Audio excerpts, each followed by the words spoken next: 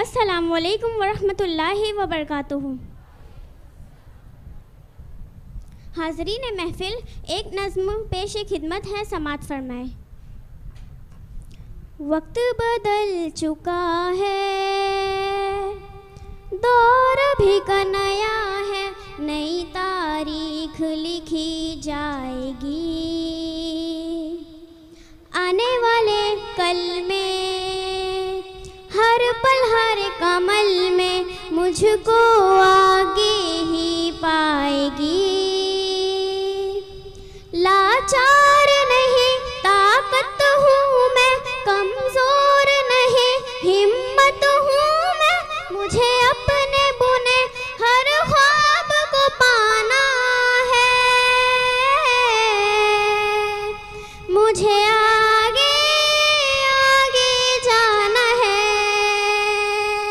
मुझे ऊंचा ऊंचा उड़ना है, मुझे तारों को हाथ लगाना है, मुझे आगे आगे जाना है।